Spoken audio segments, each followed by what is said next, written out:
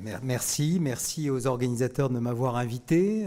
C'est un plaisir de m'adresser à un auditoire composé de chercheurs, d'étudiants, de praticiens, de managers, sur des sujets qui me paraissent importants à la fois d'un point de vue intellectuel, du point de vue de la réflexion, et en même temps du point de vue des enjeux pratiques qu'il y a derrière.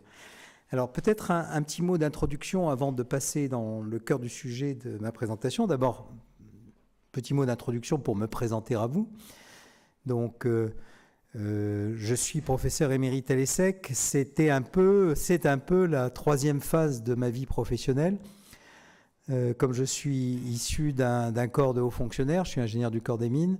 J'ai d'abord eu une première phase de carrière qui a été une phase de haut fonctionnaire. Donc j'ai été en cabinet ministériel, j'ai été au ministère de l'Industrie.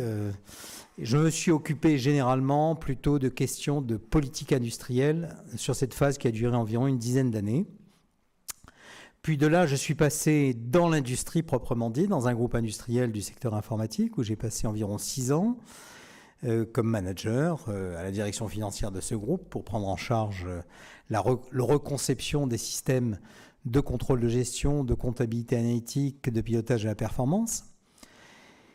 Et à l'issue de cette phase-là, je suis passé sur une troisième phase de ma vie professionnelle comme académique. Donc je suis arrivé dans le monde académique tardivement, 40 ans passés. Ayant eu à la fois une expérience du secteur public, administratif, politique, on pourrait dire aussi, puisque j'étais en cabinet ministériel, et puis une expérience dans le monde de l'entreprise. Voilà donc très rapidement mon parcours. Ensuite, deuxième mot d'introduction, c'est sur ce dont je vais vous parler ce soir. C'est en grande partie inspiré d'un ouvrage que j'ai publié en février dernier, donc il y a 1 an à peu près, chez Oxford University Press en anglais. Je précise qu'il sera disponible en principe en français à peu près dans un peu moins d'1 an, vers janvier-février de l'année prochaine, aux éditions Economica. Cet ouvrage porte sur le pragmatisme. Et donc je vais beaucoup vous parler de pragmatisme ce soir, mais je vais repositionner ça pour que vous n'ayez pas l'impression que je viens vous faire une présentation de philosophe coupé des réalités. Je pense que nous vivons dans une période où il y a un besoin de renouveler assez profondément les modes de pensée. Et quand je dis les modes de pensée, je parle de manière très générale parce que c'est aussi bien les modes de pensée et la trajectoire que je viens de décrire vous fera comprendre que les 2 ou 3 domaines me concernent. C'est aussi bien les modes de pensée des décideurs politiques, dont on voit très bien qu'ils sont imprégnés de modes de pensée qui, à mon avis, sont obsolètes et épuisés. On en voit les effets concrètement dans la vie publique, en France et ailleurs. Les modes de pensée des décideurs dans les organisations, en général, qu'il s'agisse d'entreprises, qu'il s'agisse d'organisations non gouvernementales, qu'il s'agisse d'administration, du secteur public. Et troisièmement, des modes de pensée des chercheurs, et dans différents domaines. Alors ce besoin de renouveler les modes de pensée des chercheurs, dans le domaine qui m'est plus proche, je dirais, qui est la gestion, la théorie des organisations, l'étude des organisations, ça se traduit très concrètement par le fait que depuis une vingtaine d'années à peu près, ont éclos et se sont développées des nouvelles approches des organisations et de la gestion sous différents aspects, différents angles, différentes étiquettes, des courants qui se sont développés, qui deviennent aujourd'hui très importants, qui ne sont toujours pas le courant dominant, ce qu'on appellerait en anglais le mainstream, mais qui deviennent un secondary stream, un courant secondaire qui est très important, très fort, multiforme. Il y a ce qu'on appelle l'approche processuelle des organisations, c'est-à-dire qui cherche à définir l'organisation non pas comme une structure, comme généralement on la définit, mais comme un processus de transformation toujours en cours. Donc une approche processuelle des organisations dans laquelle je m'inscris assez nettement. Il y a ce qu'on appelle les courants dits de la sociomatérialité qui mettent en avant le caractère inséparable des environnements matériels et des organisations sociales. Il y a également le organizational sense making, la production de sens organisationnel, collective sense making, un courant qui doit être assez familier à des chercheurs d'ergonomie, de psychologie du travail, qui est plutôt le courant de l'action située, mais qui est influent aussi dans la recherche sur les organisations. Et donc, sous différents angles et différentes approches, le courant des pratiques, l'approche par les pratiques, strategy as practice, control as practice, etc. Donc, ils mettent l'accent sur l'aspect des pratiques. Tous ces courants-là manifestent, je dirais, de manière un petit peu désordonnée, on pourrait dire, la recherche de ce que j'appellerais peut-être un peu plus pompeusement, la recherche d'un autre paradigme de la pensée sur les organisations. Le paradigme dominant de la pensée sur les organisations, c'est ce que j'appellerais le paradigme informationnel, c'est-à-dire définir l'organisation, et j'y reviendrai dans le cadre de ma présentation, définir l'organisation comme un système de traitement de l'information qui, consciemment ou pas, est dominant dans le monde de la recherche sur les organisations, c'est-à-dire la recherche en gestion, la recherche en sociologie des organisations, la recherche en psychologie sociale, la recherche en théorie des organisations, voire certains courants, de manière même assez dominante, je dirais la recherche en économie et en économie des organisations. Peut-être aussi en sciences de l'éducation, en sciences politiques, enfin dans des secteurs qui sont plus éloignés de ce dont je vais parler ce soir. Ce paradigme qui voit l'organisation comme un système de traitement de l'information n'a pas toujours été dominant. Historiquement, il a même succédé et il s'est imposé face à un paradigme qui l'a précédé historiquement, qui était le paradigme de l'organisation comme système social d'action, de gens qui font des choses ensemble. Et donc, ce soir, ce que je vais présenter, c'est le fait que dans cette recherche foisonnante de nouveaux concepts, de nouvelles théories mieux adaptées aux défis de la période à laquelle nous sommes confrontés, il y a ce besoin de retrouver des concepts et des théories qui fondent le paradigme de l'organisation comme système d'action. Système comme organisation, processus organisant, processus d'action collectif, de gens qui font des choses ensemble.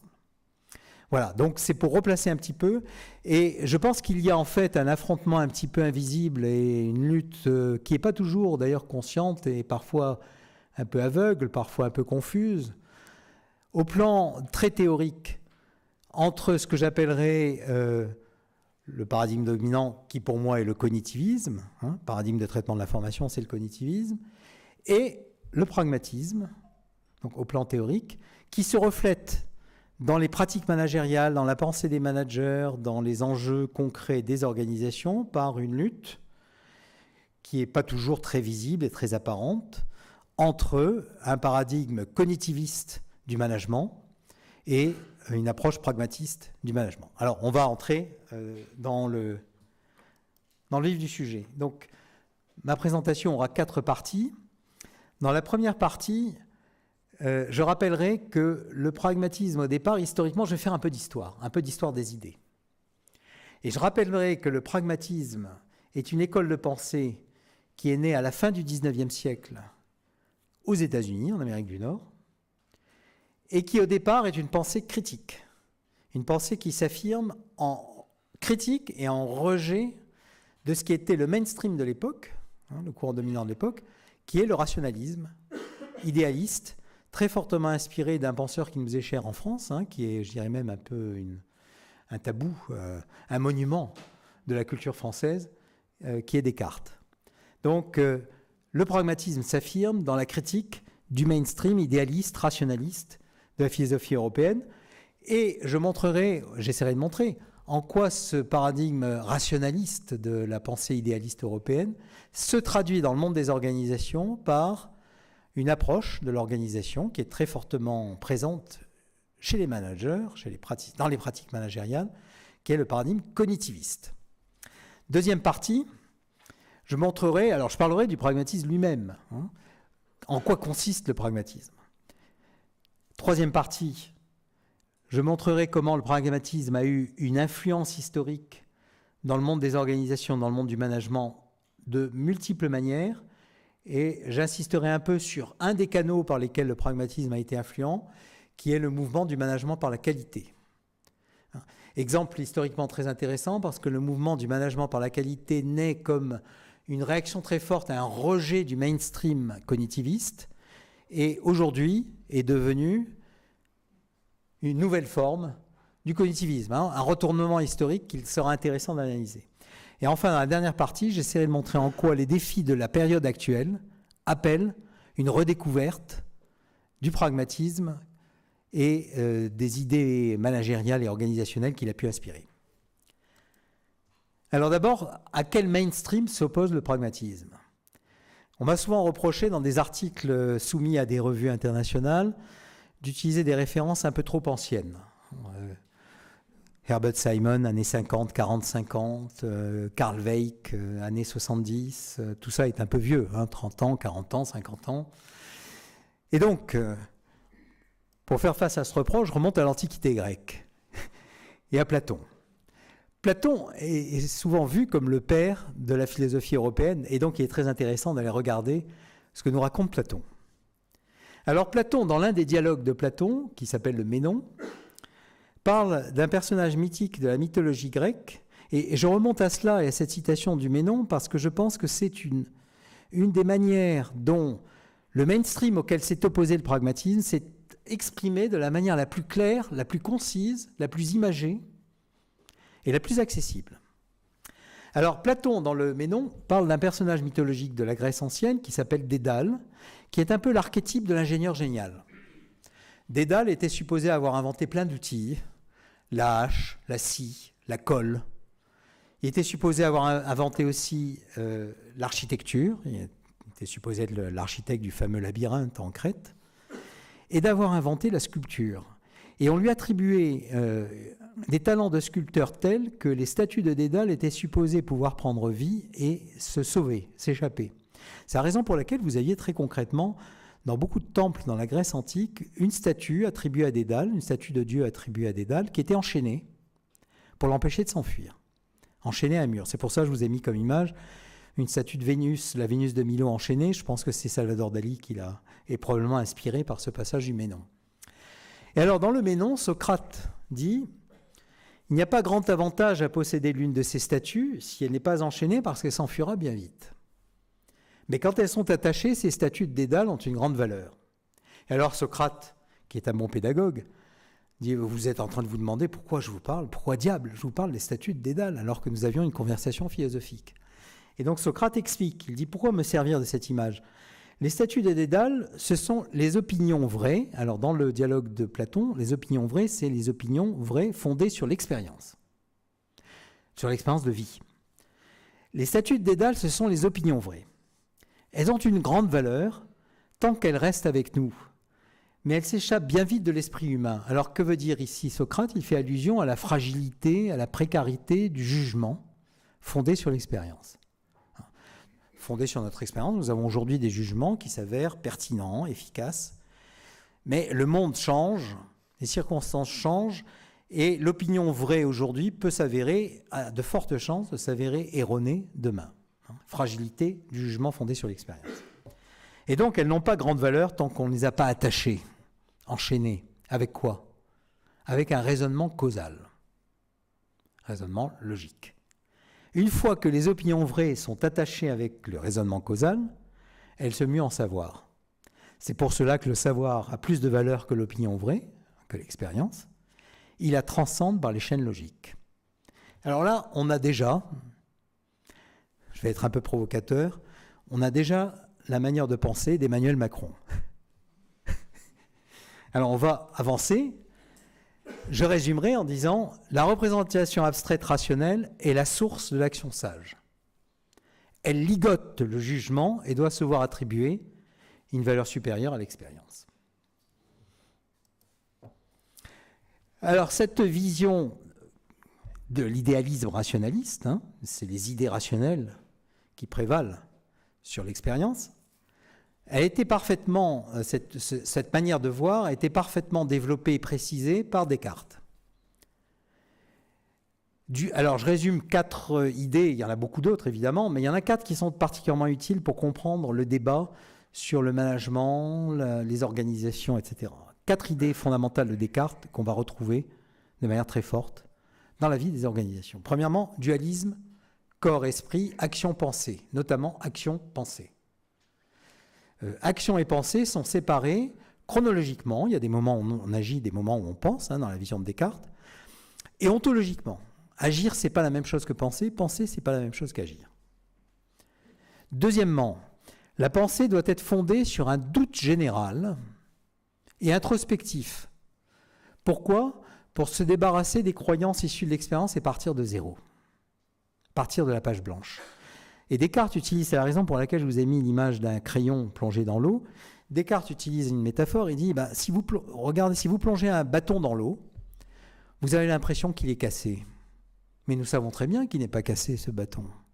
Ça vous montre bien que vos sens, votre expérience empirique vous trompe. D'ailleurs, il parle d'un mauvais génie qui est derrière l'expérience empirique, etc. L'expérience empirique, votre corps, les sens vous trompent. Et donc, si vous voulez penser bien, penser vrai, première chose à faire, c'est une espèce d'ascèse subjective, c'est vous débarrasser de tous les préjugés issus de l'expérience. Faire table rase.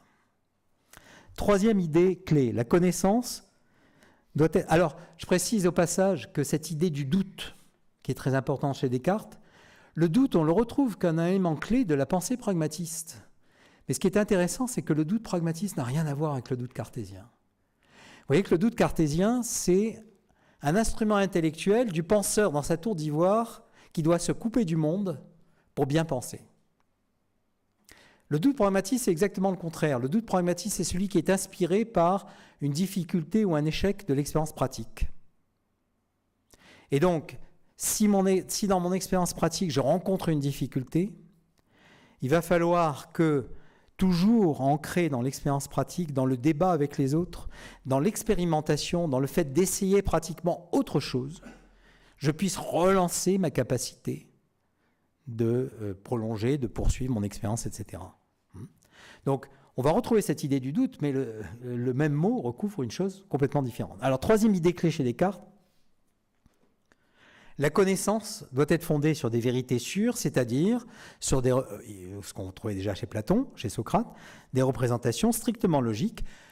Descartes ajoute, si possible, mathématisables, parce que le nec plus ultra de la logique, c'est le fait qu'une représentation est mathématisable, reproduisant le monde réel dans l'esprit. Donc une épistémologie de la vérité comme correspondance entre des idées logiques et le monde. Et enfin, tout cela étant subjectiviste, le doute introspectif, c'est le sujet qui se coupe du monde. Il faut se méfier de tout ce qui vous entoure, notamment des circonstances sociales et matérielles. Il faut s'en couper. C'est pour ça que je vous ai mis le penseur de Rodin, parce que le penseur de Rodin, je trouve que c'est une bonne image du penseur qui est dans sa tour d'ivoire, qui est coupé du monde. Il est tellement coupé du monde qu'il est coupé de son corps.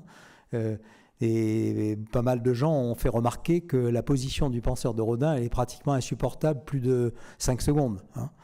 Donc voilà, les quatre piliers de la pensée de Descartes.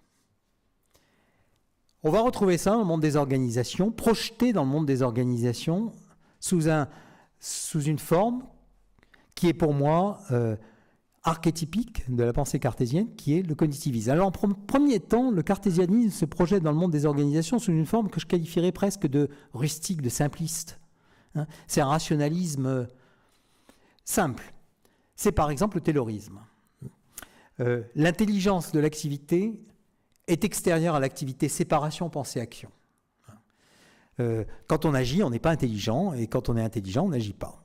Pour être intelligent, il faut se couper du monde. On retrouve ça dans la séparation, conception, exécution, pensée, action chez Taylor, qui va le porter, parce que ce n'était pas comme ça chez Descartes, Taylor va en faire une catégorie d'analyse sociale. Il y a ceux qui pensent et ceux qui agissent. Pour faire objet de connaissance, l'activité doit être transformée en tâches modélisables logiquement et, si possible, quantifiables, mathématisables. Idée qu'on trouvait déjà chez Descartes. Alors, ce rationalisme que je qualifierais de rustique, il va se sophistiquer. Pourquoi ? Parce que va arriver au XXe siècle un grand penseur, qui est l'une des plus grandes intelligences du XXe siècle, Herbert Simon, qui aura le prix Nobel d'économie, alors qu'il n'était pas économiste. Hein, c'est fantastique. Quand Herbert Simon a le prix Nobel d'économie, en France par exemple, le journal Le Monde a voulu faire une présentation du nouveau prix Nobel d'économie, et donc les journalistes du Monde ont appelé tous les économistes qu'ils connaissaient. Aucun des économistes qu'ils connaissaient n'avait jamais entendu parler de Herbert Simon. Et donc ils ont, après un certain temps, ils ont demandé à quelqu'un, mais qui pourrait nous faire une rubrique? Et donc ils se sont adressés à Michel Crozier, sociologue, qui était le seul qui connaissait Herbert Simon. Aucun économiste ne connaissait Herbert Simon. Ça vous montre le génie de la personne, parce que pour arriver à avoir le prix Nobel d'économie en n'étant pas du tout économiste, bon. Alors Herbert Simon, il a une autre caractéristique, à part le fait qu'il ait eu le prix Nobel d'économie. C'est un des pionniers, je dirais même un des inventeurs de l'intelligence artificielle. Il a un laboratoire à Pittsburgh, à la Carnegie Mellon University, dans lequel sont testées dès les années fin des années 40, début des années 50, les premières idées en matière de cerveau, intelligence artificielle, etc. Et à l'époque, c'était encore assez rustique, mais Simon a une anticipation fantastique de ce que va devenir la recherche sur les systèmes d'information et sur la, on pourrait dire, la pensée artificielle, entre guillemets. Et Simon reconnaît, hein, il fait un petit peu la part du feu, il dit, en fait, par rapport à Taylor, par exemple, il dit, représenter rationnellement l'action humaine, donc ce que les acteurs vont devoir faire dans une situation donnée, c'est pas possible. Parce que l'action située est trop complexe.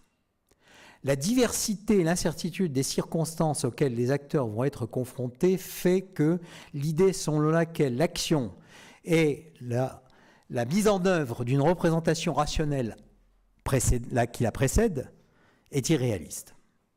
Mais, et c'est là le coup de génie de Simon, il dit, l'action est trop compliquée pour être représentée par des modèles rationnels, mais la pensée humaine, elle peut être représentée par des modèles rationnels. En somme, la pensée humaine est plus simple que l'action. Donc il reste sur cette idée de séparation pensée-action, il renverse un peu la pyramide et il dit, en fait, la pensée. Parce que ce qui compte dans la pensée, finalement, ce que dit Simon, c'est ce qui est rationnel et logique. Le reste, c'est du bruit. Hein, je caricature un peu, mais c'est un peu ça. Pour lui, la pensée, c'est de la cognition.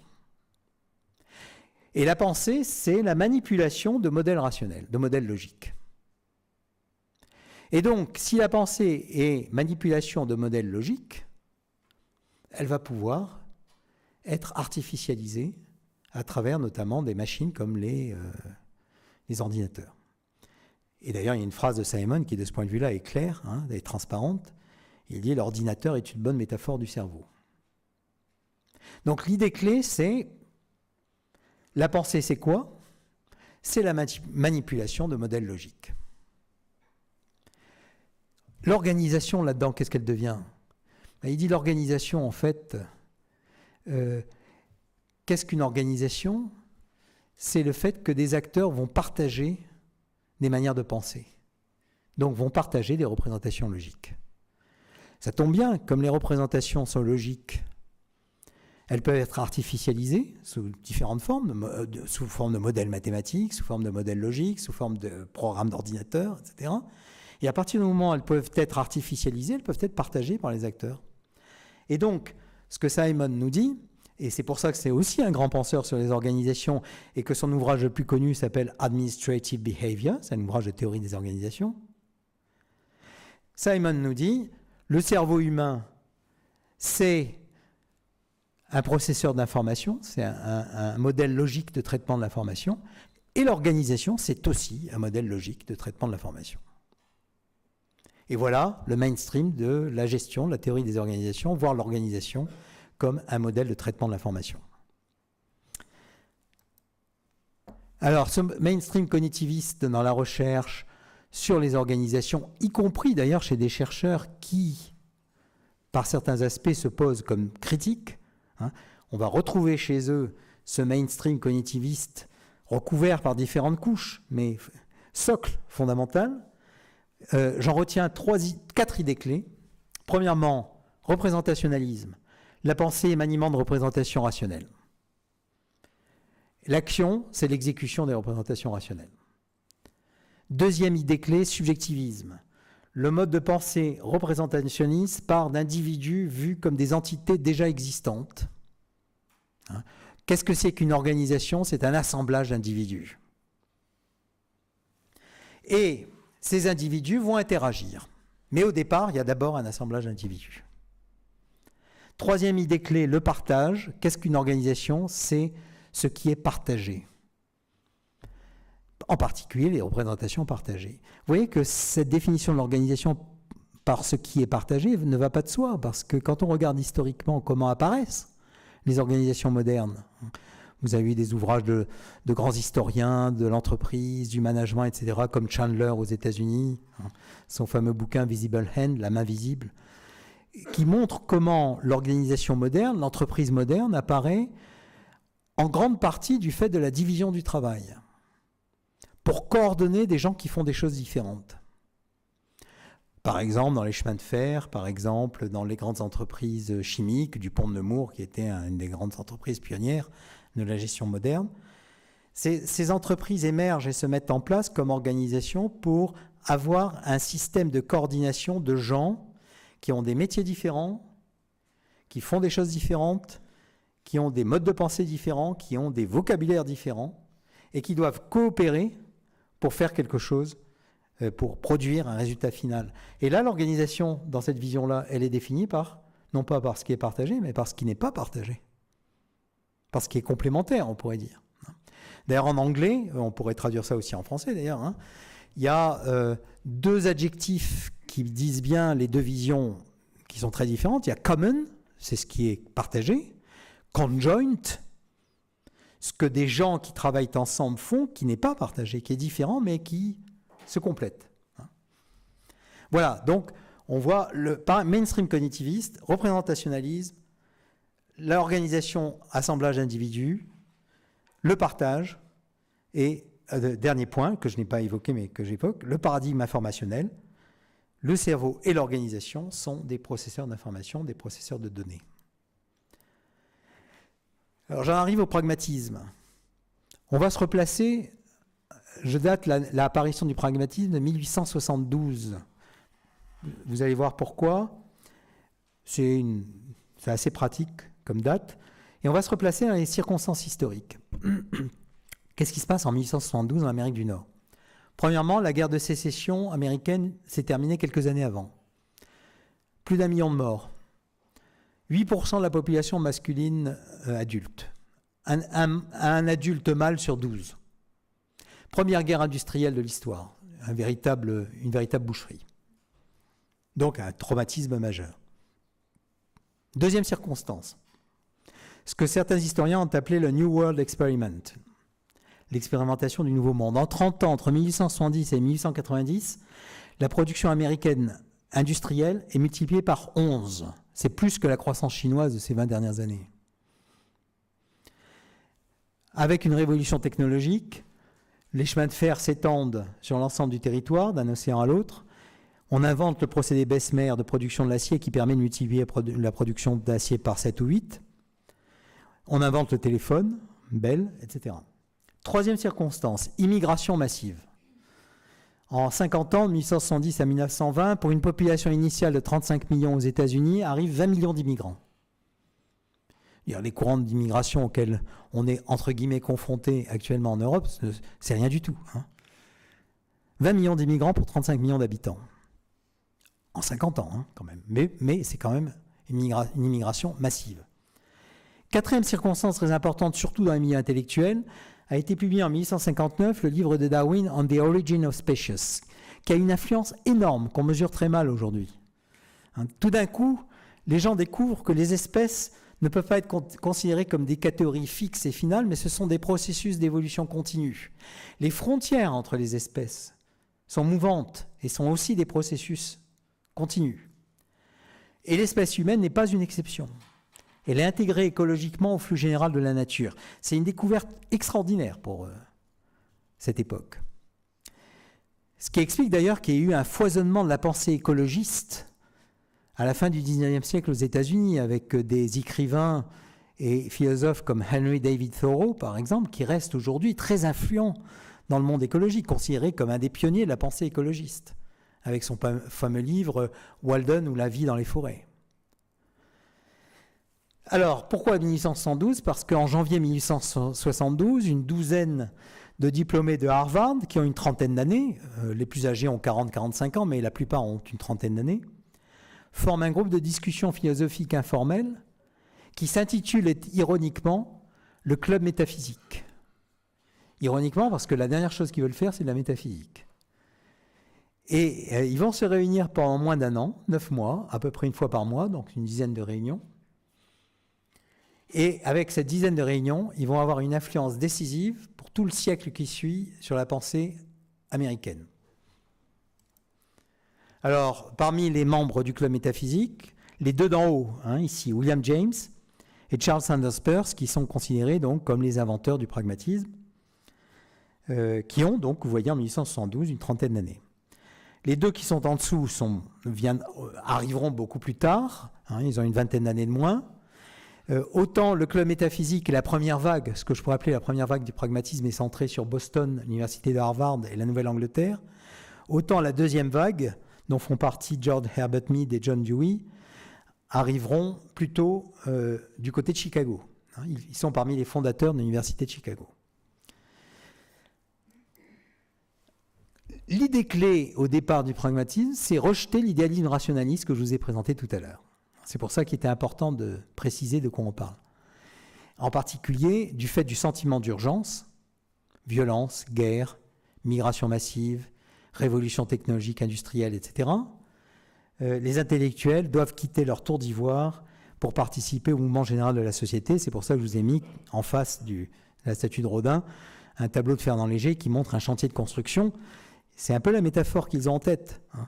Les intellectuels, les philosophes, les sociologues, ils vont inventer beaucoup de choses. Ils vont inventer la psychologie universitaire. William James est le premier professeur de psychologie universitaire du monde.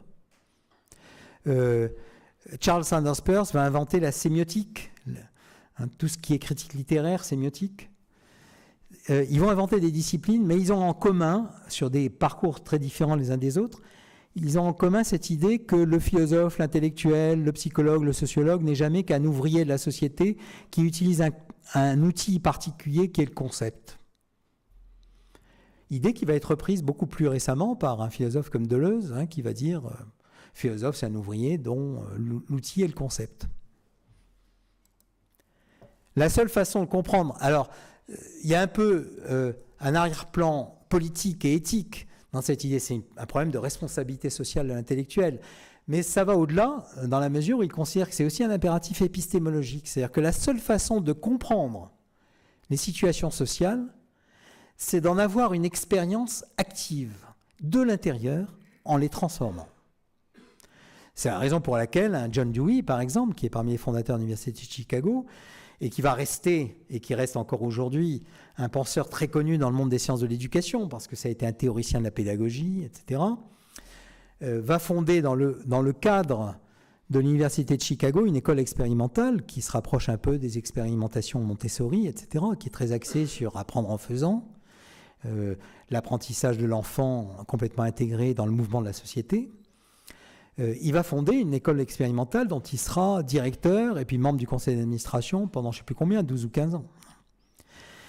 Ces gens-là vont participer activement, pour vous donner des exemples, au mouvement de ce qu'on a appelé aux États-Unis à l'époque les settlement houses.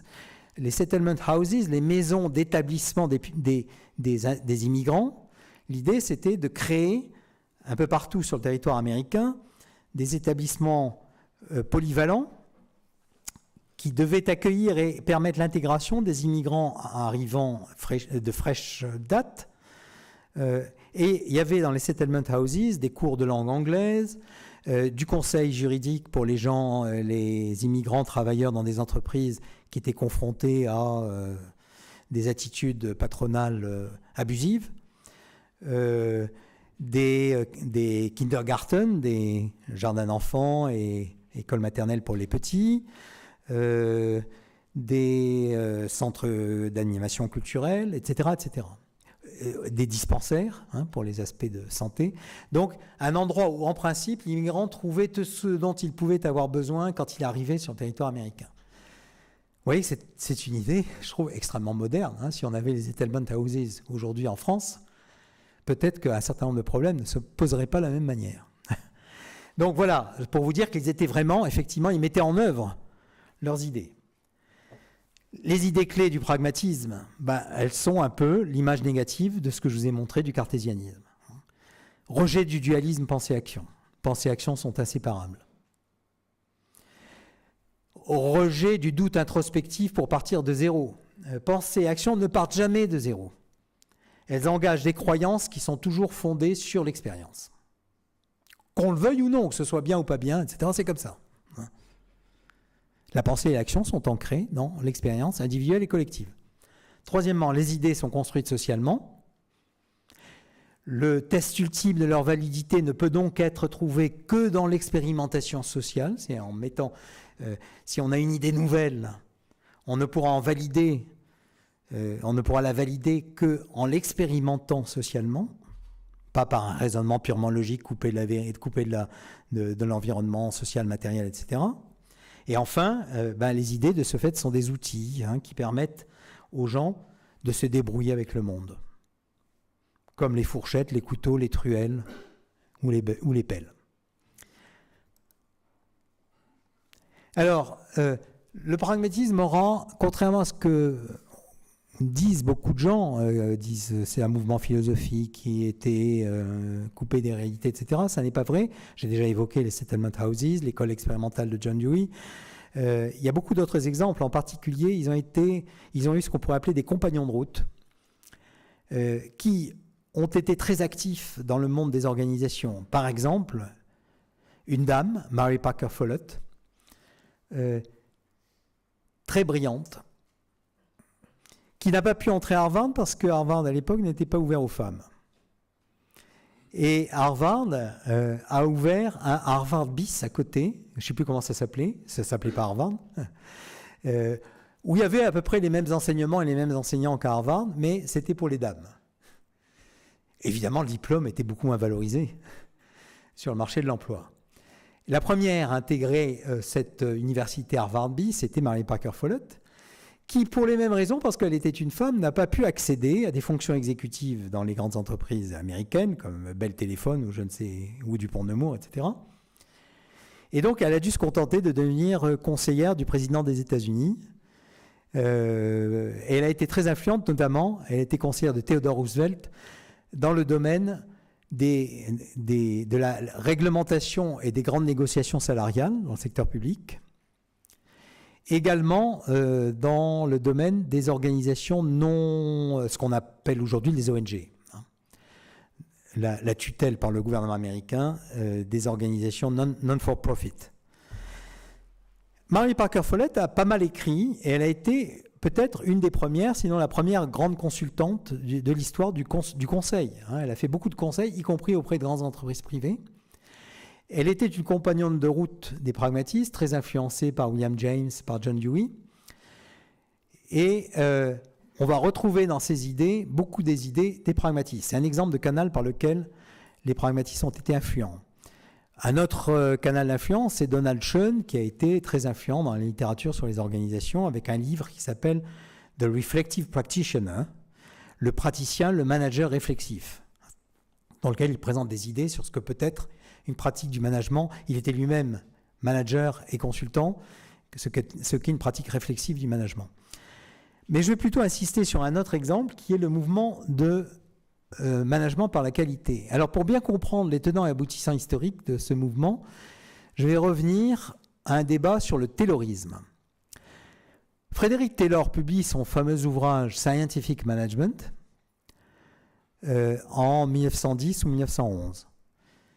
5 ans après, John Dewey publie un ouvrage qui est un des ouvrages toujours très influents dans le domaine des sciences de l'éducation, qui s'appelle Démocratie et éducation, où il présente ses idées sur l'éducation. Dans son ouvrage Démocratie et éducation, en 1916, donc c'est peu de temps après la publication du livre de Taylor, il consacre 2 ou 3 pages à la critique du taylorisme. Et je prends ce passage parce que je pense que ce passage est extrêmement intéressant. Je vais vous expliquer pourquoi. Alors, il commence par dire « Platon a défini l'esclave comme celui qui accepte d'un autre les finalités de sa conduite. Condition remplie chaque fois que des hommes sont engagés dans une activité socialement opératoire, mais sans en comprendre l'utilité et sans pouvoir trouver d'intérêt propre dans ce qu'ils font. On fait grand cas du scientific management. C'est une vision étroite qui réduit la science chargée de l'efficience des opérations au mouvement des muscles. Pourtant, sous-entendu pourtant, le principal enjeu pour la science, pour ceux qui réfléchissent sur l'activité, en l'occurrence, c'est de découvrir les relations. Alors le mot relation est très important parce que tout le pragmatisme est une démarche relationnelle. C'est de découvrir les relations de l'homme avec son travail, y compris ses relations avec les autres acteurs qui y prennent part. Donc, deuxième point important, pour lui, l'activité est collective. Il y a collaboration entre différents acteurs. Et l'enjeu pour la science, c'est de comprendre les dimensions relationnelles. Relations avec le travail à réaliser, qui passe par les relations entre les acteurs qui sont engagés dans la même activité collective. Ce qui lui permettra de construire un intérêt intelligent pour ce qu'il fait. L'efficience se réduit à une routine mécanique si les travailleurs ne saisissent pas les relations techniques, encore relations, les relations techniques, intellectuelles et sociales mises en jeu par ce qu'ils font. Et j'ai mis en gras, parce que je vais insister sur cette dernière phrase, la tendance à réduire des sujets tels que l'efficience de l'activité et la gestion scientifique à des apports purement techniques externes démontre combien ceux qui dirigent l'industrie ont été formés dans un mode de pensée biaisé. Alors, dans cette phrase, vous trouvez plein de choses. Première chose, il critique le fait que les apports, on pourrait dire les apports experts, les apports intelligents à l'activité sont supposés nécessairement être externes. Vous retrouvez la séparation pensée-action fondatrice dans le rationalisme. C'est notamment ça qu'il va critiquer, au nom de l'intérêt intelligent que les travailleurs peuvent prendre à ce qu'ils font. Deuxièmement, il montre que derrière, il y a des enjeux d'éducation, des enjeux de formation des dirigeants. Ceux qui dirigent l'industrie ont été formés dans un mode de pensée biaisé. En tant que professeur dans une business school, étant passé par toute la filière des écoles d'ingénieurs, j'ai vu un peu les deux filières, je pense que le problème reste très actuel aujourd'hui. Alors, cette citation paraît très intéressante parce que c'est une critique du taylorisme, mais qui en réalité va bien au-delà du taylorisme. Ce que Dewey critique ici, c'est ce qu'il met en évidence, c'est le débat, l'opposition entre ce que j'appellerais une conception autonome de l'action humaine, l'intérêt intelligent des acteurs pour ce qu'ils font, c'est-à-dire l'idée selon laquelle l'action produit les règles, les normes, les méthodes qu'elle utilise elle-même. Alors quand je dis l'action produit, vous voyez que derrière l'action, je laisse dans le vague. C'est l'action, c'est pas le sujet. Et on pourra y revenir. Pour moi, et j'y reviendrai, l'action, elle est socialement organisée, elle est collective.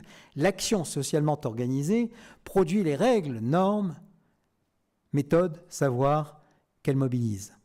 Versus la vision selon laquelle apport purement technique et externe, dit Dewey, la conception hétéronome de l'action, c'est-à-dire l'action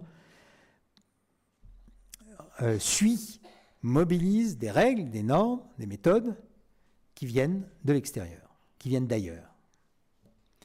Débat fondamental, évidemment. Alors, pourquoi c'est fondateur dans le mouvement de management par la qualité ? On va voir tout de suite pourquoi. Et c'est intéressant de faire un peu l'archéologie, ce qu'on fait très peu dans le domaine du management. Les managers passent leur temps à mobiliser des outils. Je cite en vrac la comptabilité analytique, la matrice du BCG, en pensée stratégique, des tableaux de bord, des indicateurs de performance, les taux de rentabilité en gestion de l'investissement. On passe son temps à mobiliser des techniques, des outils, des méthodes sur lesquelles on ne s'interroge pas du tout en termes historiques. D'où ça vient ? Qui l'a inventé ? Dans quelles circonstances ? L'archéologie des outils et des idées, pratiquement... Alors, qu'elles ne soient pas faites par les managers eux-mêmes, à la limite, je pourrais le comprendre. mais que ce ne soit pas fait par les chercheurs en management, en gestion, ça c'est quand même beaucoup plus problématique. Bon, alors je reviens, c'était une parenthèse. D'où vient le management par la qualité ? Walter Shewhart, jeune ingénieur statisticien, mathématicien, est recruté vers 1920 par Bell Telephone dans son usine de Hawthorne. Alors il faut revoir ce qu'est l'usine de Hawthorne. C'est central dans le développement capitaliste américain de l'époque. On a vu un développement ultra rapide. Pourquoi ? Parce que c'est une des plus grandes usines des États-Unis. C'est la seule usine du groupe Bell Telephone. 40 000 salariés à son apogée. 40 000 salariés. Vous imaginez une usine qui emploie 40 000 personnes. C'est une ville. Alors ceux qui ont un peu en tête l'histoire de la gestion des ressources humaines, etc., savent que l'usine de Hawthorne a joué un rôle historique, parce que c'est là qu'il y a eu les fameuses expériences de Hawthorne, de Elton Mayo, qui est à la source de l'école des relations humaines. En quelle année ces expérimentations ont commencé ? En 1924, la même année que ce dont je vais vous parler. Ce qui est intéressant, c'est que dans une usine de 40 000 personnes, il peut se passer quelque chose là et autre chose ailleurs. Visiblement, en tout cas, personne n'a pu mettre en évidence le fait que Walter Shewhart et Elton Mayo ont entendu parler l'un de l'autre. Probablement pas du tout. C'est intéressant de voir qu'en 1924, il s'est passé simultanément au même endroit des choses très intéressantes. Walter Shewhart est recruté par Bell Telephone sur l'idée, nous avons un taux de défaut et de rebut assez important sur notre production de téléphone. C'est un peu idiot parce que ça nous fait perdre beaucoup d'argent, beaucoup de temps. Si vous arriviez à inventer, vous êtes statisticien, si vous arriviez à inventer une méthode prédictive de la qualité qui permette d'anticiper avant que les problèmes de qualité se posent, ce serait très intéressant. Walter Shewhart, qui est pas idiot, réfléchit et il invente le contrôle statistique de processus qui est encore utilisé aujourd'hui comme une des méthodes fondamentales de gestion de la qualité. Contrôle statistique de processus qui est une méthode prédictive. Or, il se trouve, et il reste là, il continue à développer, etc. 15 ans plus tard, il invente le concept et les outils du progrès continu, du continuous improvement, de l'amélioration continue. 1939. Entre-temps, il recrute 2 jeunes stagiaires qui s'appellent Deming et Juran, qu'il forme lui-même, et qui vont devenir les pairs au niveau mondial de la gestion de la qualité. Alors, ce qui est intéressant pour bien comprendre toute cette filiation, c'est que Walter Shewhart est un disciple et un lecteur passionné des philosophes pragmatistes. Et que beaucoup des idées qu'il va mettre en œuvre dans son travail de manager sont des applications directes d'un certain nombre de concepts des pragmatistes. En particulier, on ne part jamais de zéro. La boucle du progrès continu ne part jamais de zéro. En particulier, pas de séparation pensée-action. Dans l'idée initiale du progrès continu, quel est le réservoir d'expériences, d'idées, de connaissances ? C'est les acteurs du terrain eux-mêmes. Et ainsi de suite. On pourra en citer beaucoup. Sous l'influence de Deming, Ono développe chez Toyota le Toyota Production System dans les années 50, qui va donner lieu, naissance à ce qu'on va appeler en Occident le toyotisme, le kaizen, le progrès continu, qui ensuite enfante en 1990-91 ce qu'on appelle aujourd'hui le lean, ce qu'on a appelé en 90-91 le lean management, lequel lean management aujourd'hui est à peu près le contraire de ce qu'avaient préconisé Deming et Ono. Pas partout, hein. Je tords un peu le bâton. Il y a des entreprises où ça reste très trempé dans l'inspiration initiale, mais il y a d'autres entreprises où c'est devenu un peu le contraire. Bon, on va voir très rapidement. Petit exemple, la roue de Deming. Si vous tapez sur Internet roue de Deming ou Deming Wheel en anglais, expérience intéressante à faire. Deming dit je n'ai rien inventé, je reprends la boucle du progrès continu de Shewhart. Entre parenthèses, Shewhart a obligé Deming et Juran à lire les philosophes pragmatistes.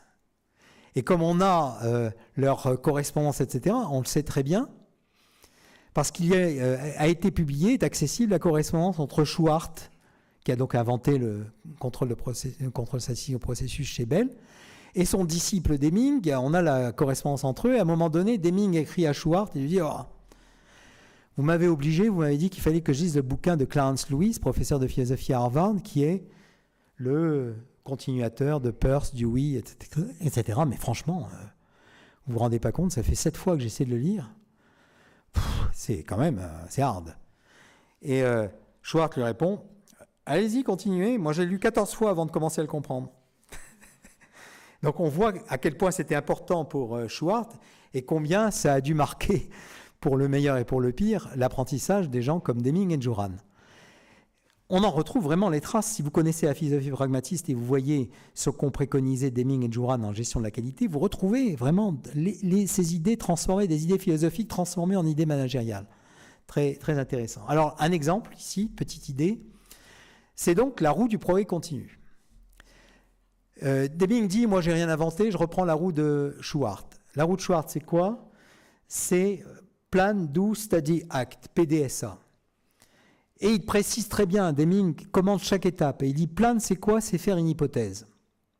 Vous êtes confronté, le doute. Vous partez du doute, mais pas du tout le doute cartésien. C'est le doute des pragmatistes. Vous partez de la pratique et vous êtes confronté à une difficulté pratique. C'est de là que vous partez. Par exemple, un problème de non-qualité. Vous êtes confronté à une difficulté pratique, qu'est-ce que vous faites? Vous faites une hypothèse. Cette hypothèse, c'est plan. Cette hypothèse vous permet de produire un plan d'expérimentation de l'hypothèse, expérimenté. Donc, vous êtes conscient du fait que vous expérimentez une hypothèse qui n'est jamais que cela, une hypothèse. Et vous ne savez pas si elle est bonne ou pas. Vous ne savez pas si elle est valide. Donc, vous expérimentez. D'où? Et donc, study, il faut analyser les résultats de l'expérimentation. Le modèle, en fait, c'est la recherche en physique, en sciences expérimentales, en laboratoire, en biologie, en physique, etc. Vous faites une hypothèse, vous l'expérimentez. Vous avez un protocole d'expérimentation. Et vous analysez les résultats de l'expérimentation. Selon les résultats de l'expérimentation, vous reconcevez votre hypothèse ou vous étendez l'expérimentation à un domaine plus vaste. Ce qui vous conduit à plan 2, qui n'est jamais le plan 1. Le point d'arrivée n'est jamais le point de départ. Clarence Lewis, leur inspirateur, le continuateur des pragmatistes, disait « Il faut avoir en tête le fait que l'apprentissage, mais lui il parlait en philosophe, c'est l'apprentissage en général, ce n'est pas particulièrement dans l'entreprise, il faut avoir en tête le fait que l'apprentissage commence toujours dans la pratique et finit toujours dans la pratique. Mais ce qu'il faut aussi toujours avoir en tête, c'est que la pratique dans laquelle ça finit n'est jamais la pratique dans laquelle ça commence. » Alors, faites l'expérience de taper Deming Wheel ou roue de Deming sur Internet. Vous allez avoir 20 ou 30 pages de PDCA au lieu de PDSA. Plan, Do, Check, Act. Qui est la boucle de Descartes, on pourrait dire. C'est quoi PDCA?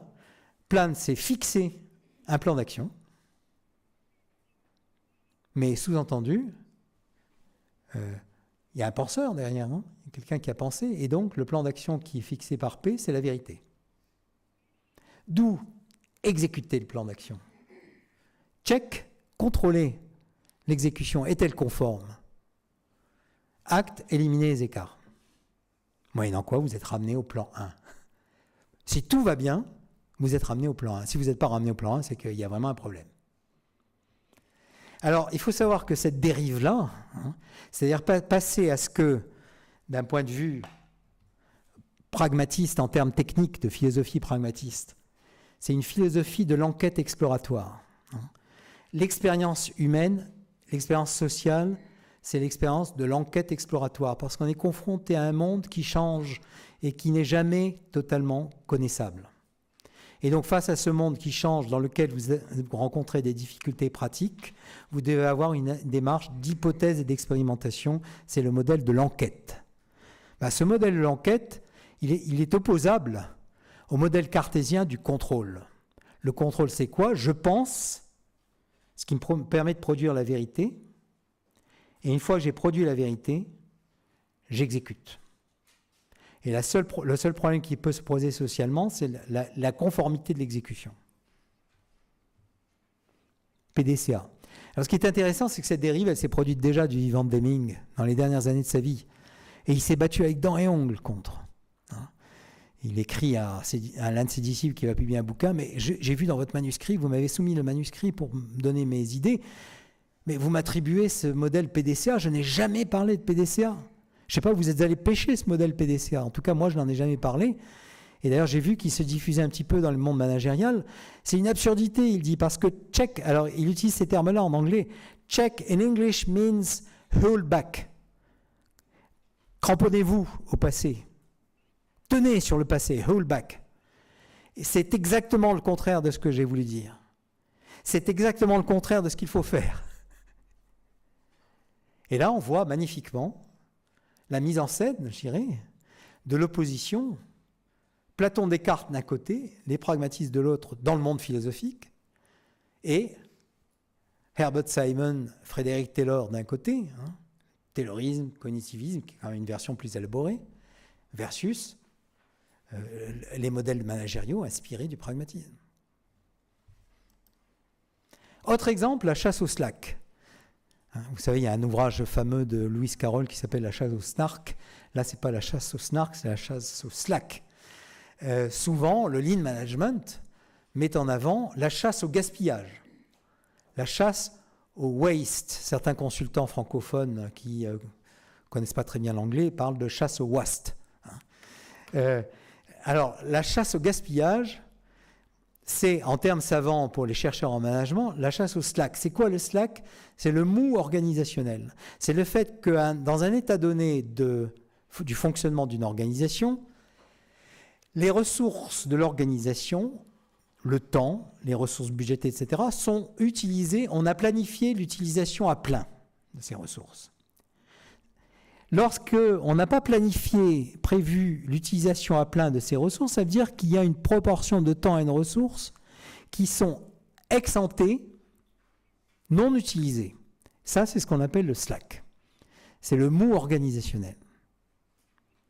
Et alors, Ono, manager de Toyota, père du toyotisme, un des vice-présidents de Toyota, qui est supposé être le père, je crois qu'il est en grande partie le père du Toyota Production System, disait « Tout système dans lequel on a planifié l'utilisation des capacités à plus de 80% est un système qui va tôt ou tard sombrer dans des états chaotiques. » Et c'est quelque chose que tout théoricien de la complexité sait. Si vous avez un système complexe dans lequel il y a qui est plongé dans des univers dans lesquels il y a un certain degré d'incertitude, si ce système est complètement tendu, il est hyper vulnérable aux aléas. C'est la circulation aux heures de pointe. Si vous avez un système, une infrastructure qui est planifiée tout juste pour laisser passer la circulation aux heures de pointe, dès qu'il y a le moindre accrochage, panne de véhicules, etc., il y a des bouchons, et ces bouchons, il y a un effet de propagation amplificatrice. Dans tout système intégré, il y a un effet de propagation amplificatrice, et c'est le chaos. Alors, c'est une première raison pour laquelle la chasse au slack produit des catastrophes. La deuxième raison, c'est le même Ono, disciple de Deming, dit « Actors are the thinkers of activity ». Les acteurs sont les penseurs de l'activité. Ce qui suppose que les acteurs aient le temps de penser l'activité. Que le retour réflexif sur l'activité fait partie de la définition même de l'activité. Remise en cause de la séparation pensée-action. Ce qui suppose qu'ils aient du temps, des ressources, pour reconcevoir l'activité. Deuxième raison pour laquelle la chasse au slack produit des effets catastrophiques.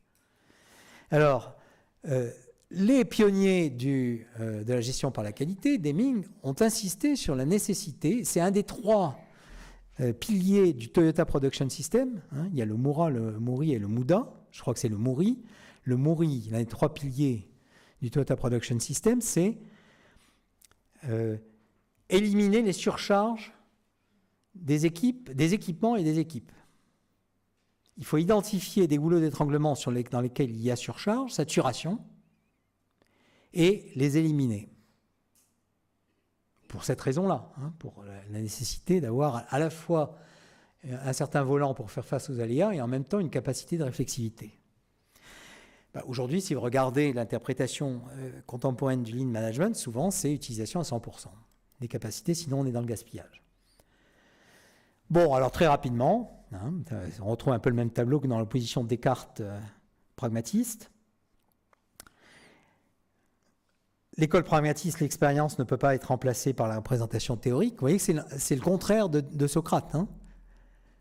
Socrate disait on commence à savoir quand on remplace l'expérience par la représentation rationnelle. Là, les pionniers du management par équité disent l'expérience ne peut pas être remplacée par la représentation théorique.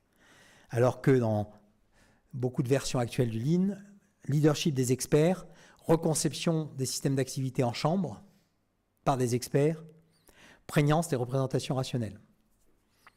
J'ai plein d'exemples en tête, jusqu'à l'absurde.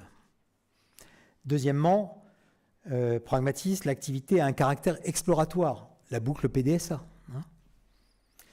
Version rationaliste, malheureusement fréquente, contrôle d'écart, PDCA. La vérité a été établie. Troisième exemple, l'activité est collective et pluraliste. Deming, par exemple, à la fin de sa vie, se bat contre l'individualisation des salaires et des performances. Il dit non, l'activité, c'est un collectif. Si on veut maîtriser la qualité, c'est le collectif d'action qui est en jeu. Et donc, si vous individualisez, vous atomisez le collectif. C'est absurde. Aujourd'hui, on trouve l'individualisation dans une proportion très élevée des entreprises. Et enfin, le Slack, j'ai déjà évoqué. Enfin, pour conclure, les défauts contemporains, les défis actuels. Je rappelle des éléments dominants de l'époque de la naissance du pragmatisme. Guerre et violence, révolution technologique, migration massive, intégration écologique au cœur des idées nouvelles. Il y a quand même un certain air de déjà-vu pour nous. 150 ans plus tard, je pense qu'il y a beaucoup de points communs dans l'époque que nous vivons. C'est la raison pour laquelle, depuis une quarantaine d'années, il y a dans la recherche en sciences sociales et en philosophie ce qu'on appelle un pragmatist revival, une redécouverte des idées pragmatistes. Les idées pragmatistes, elles ont été dominantes aux États-Unis et en Amérique du Nord jusque dans les années 30. Dans les années 30, plusieurs circonstances, notamment la migration massive de philosophes d'Europe, notamment d'Europe centrale et d'Allemagne, vers les États-Unis, pour des raisons évidentes, de fuite du nazisme. La majorité de ces philosophes étaient porteurs de l'idéalisme rationaliste européen, sous sa version la plus moderne, qui était ce qu'on appelle en philosophie la philosophie analytique. Ils étaient très prestigieux, ils sont arrivés aux États-Unis, et en quelques années, ils ont balayé le pragmatisme. La revanche, l'idéalisme européen, on pourrait dire. Mais le pragmatisme, depuis les années 80, connaît ce qu'on pourrait appeler un retour en force. Pas dans toutes les disciplines. Retour en force très net, il n'a jamais faibli en sciences de l'éducation, il a toujours été très fort en sciences de l'éducation. Retour en force très net en sociologie, en philosophie, en sémiotique critique littéraire avec le travail de quelqu'un comme Umberto Eco, qui a occupé une place très importante et qui était un disciple des pragmatistes. Dans quel domaine encore en sciences politiques également, assez fort. Pour des raisons que j'ignore, la gestion, la théorie des organisations, l'économie, ils viennent aujourd'hui, depuis 4, 5, 6 ans, 7 ans peut-être, mais beaucoup plus tardivement et plus faiblement. Donc il faudra analyser les raisons. Je pense qu'une des raisons pour lesquelles on y vient aujourd'hui, même en gestion, même en théorie des organisations, c'est que les doctrines rationalistes qui ont enfanté les approches contrôle de la performance, donc référence à un modèle passé, juger, incarner la vérité, etc., échouent face à un monde marqué par la complexité et l'incertitude des évolutions rapides. Ces idées échouent. Moins de 5% des projets Lean Management atteignent leurs objectifs aujourd'hui. Multiplication des accidents industriels. Illusion de la maîtrise par la représentation et les procédures rationnelles.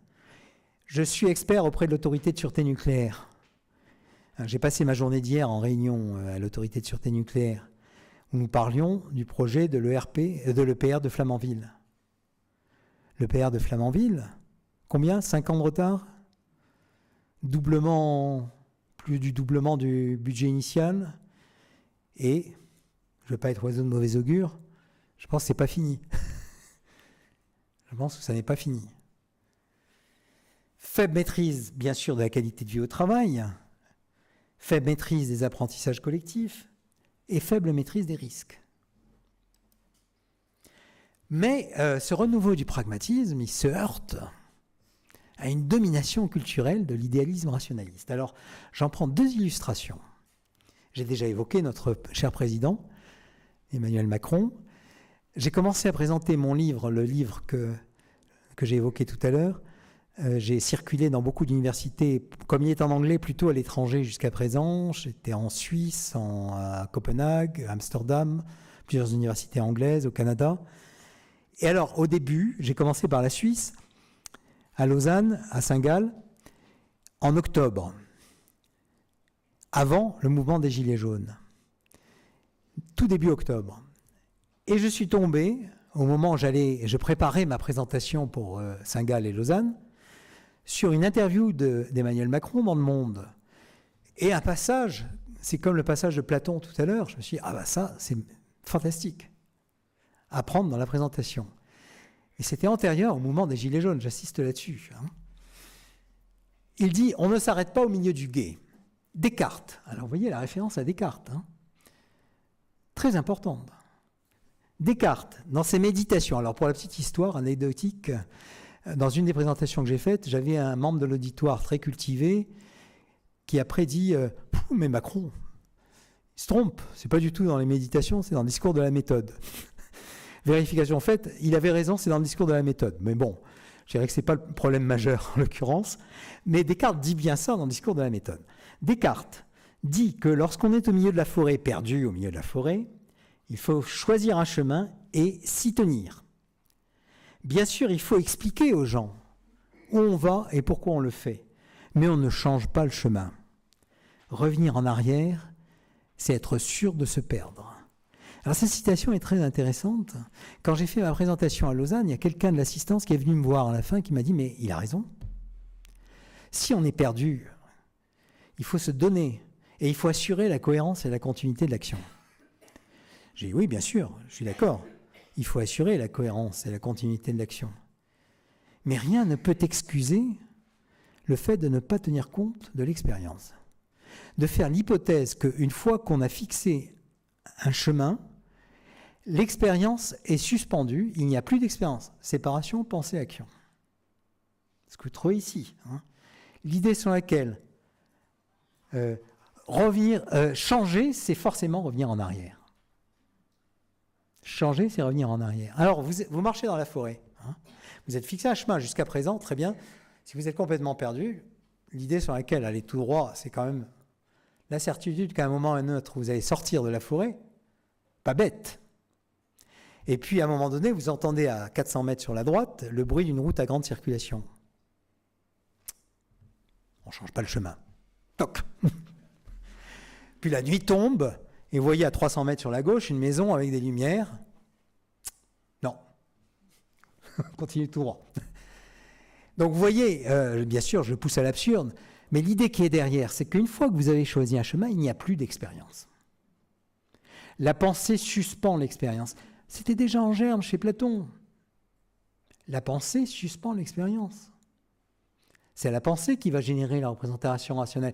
Et une fois que vous avez la représentation rationnelle prévaut sur l'empirique.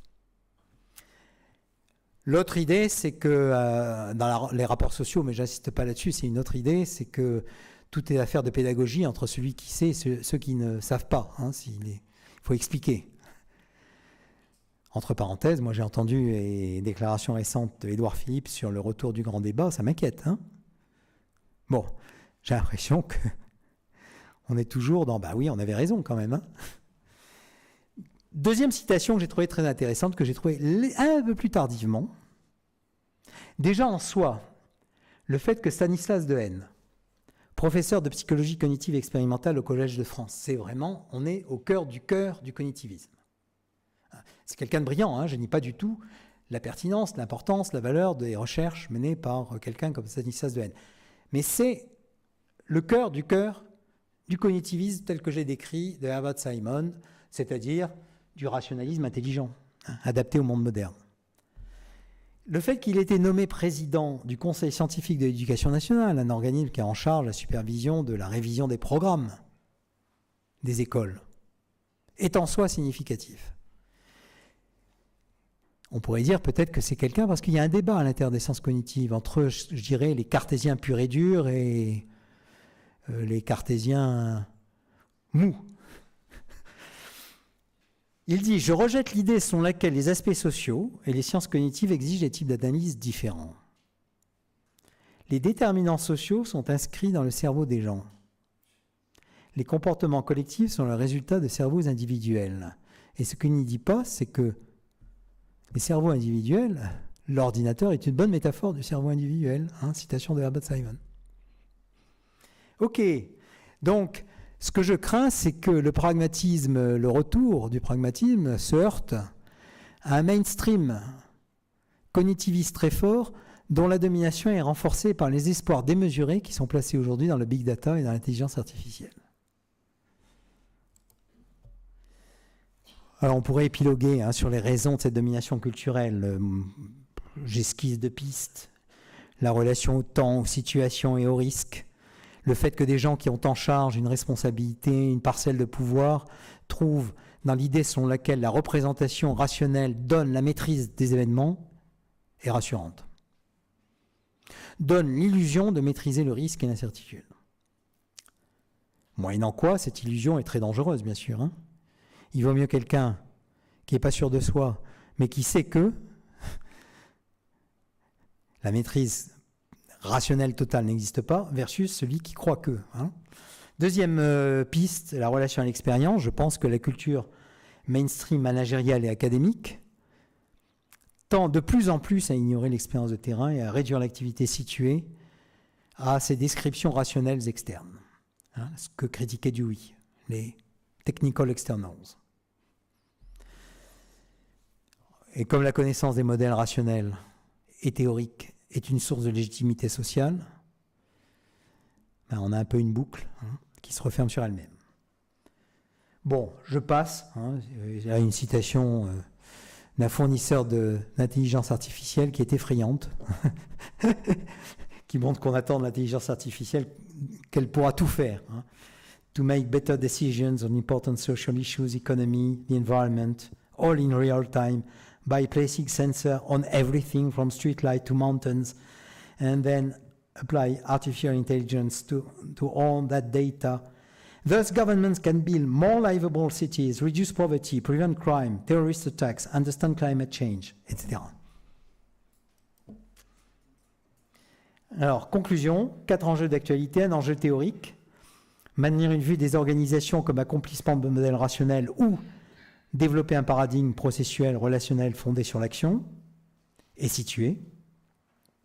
Pratique, va-t-on vers de plus en plus de contrôle dans les organisations, ce que j'appelle le PDCCCCCCCA, check, check, check, check, check, check, ou vers des approches participatives basées sur les enquêtes collectives des acteurs centrées sur l'activité collective, dont ils sont partie prenante.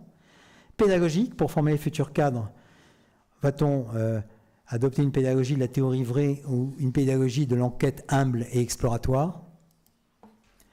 Et un enjeu académique, évolution de la recherche vers une production académique autoréférentielle, ce malheureusement vers quoi on va de plus en plus dans des domaines comme la sociologie, la gestion et l'économie, ou vers une recherche engagée socialement, qui est à la fois un débat éthique de responsabilité sociale du chercheur et un débat épistémologique, comment fait-on pour construire des connaissances pertinentes. Merci pour votre attention et j'ai peut-être été un peu long, vous m'en excusez.